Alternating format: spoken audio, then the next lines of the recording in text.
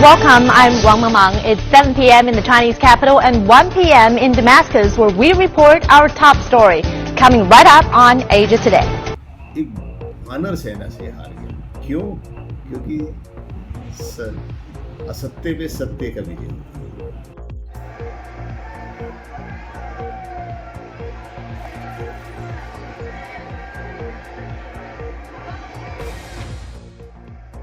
देश भर में दशहरा और दुर्गा पूजा का पर्व बड़े ही भव्य और धूमधाम के साथ मनाया गया।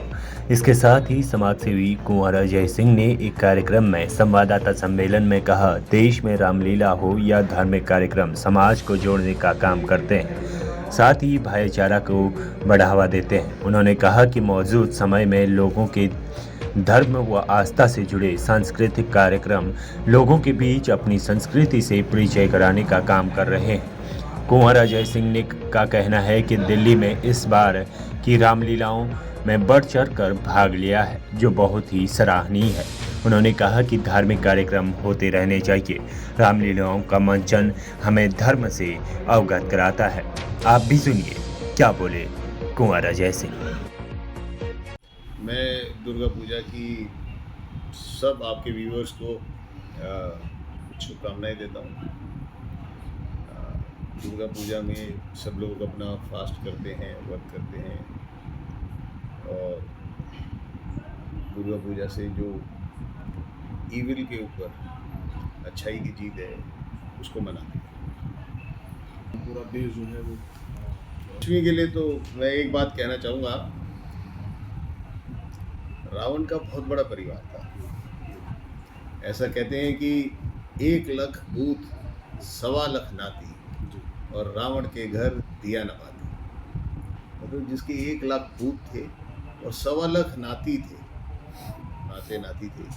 उसके घर दिया बाती जलाने वाला था। और किस सेना से वो हारा, मतलब 2 जंगल में पुरुष गए और बंदरों की एक सेना बनाई और एक विराट सेना जिसके ऊपर मृत्यु की विजय थी, वो आदमी एक वानर सेना से हार गया। क्यों? क्योंकि असत्य पे सत्य का विजय होता है। जब तक सोना तपेगा नहीं वो कुंदन नहीं बनेगा। भगवान राम इस पृथ्वी पे आए और आने के बाद उन्होंने एक ऐसी शख्स को विजय प्राप्त करी जिसने पूरी दुनिया पे तहलका मचा रखा था। कभी किसी की बच्चों को उठा लेना, कभी कुछ करना, और एक उसका अपना उसके अंदर वो विजय प्राप्त करी। कहने का तो इतना है कि झूठ कितना ही बड़ा हो, कितना ही विराट हो, उसका अंत निश्चित है। घमंड भी कह लो उसको, या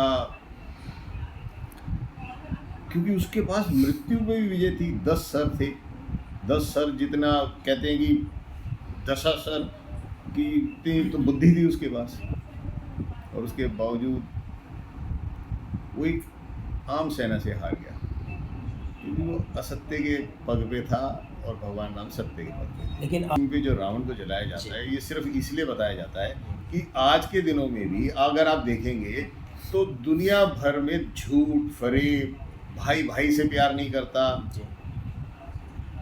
बेटा पिताजी से नहीं करता, बहन भाइयों में नहीं बन रही।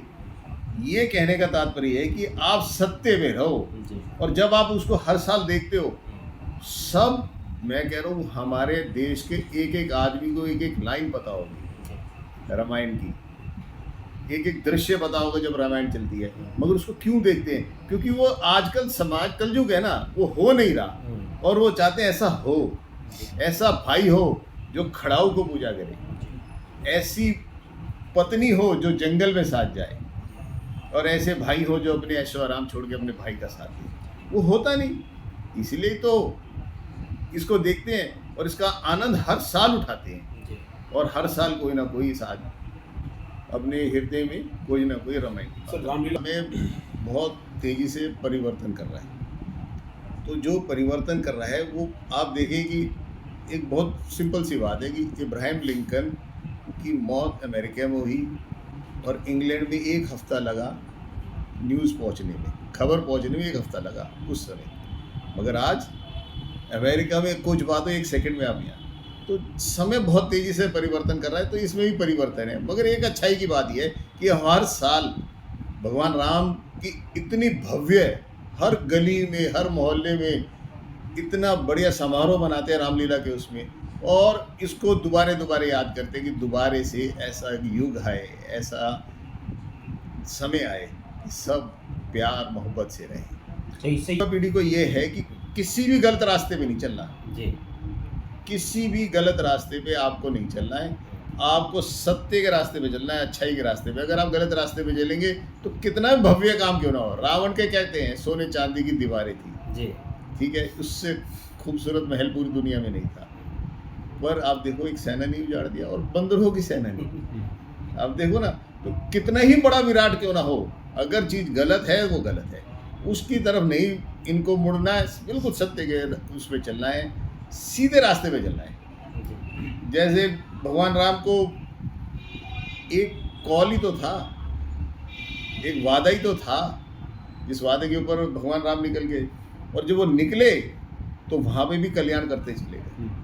उनका जन्म ही कल्याण के लिए हुआ इस देश में, पूरी पृथ्वी पे। सबसे बड़ा तो संदेश ही नहीं हो सकता।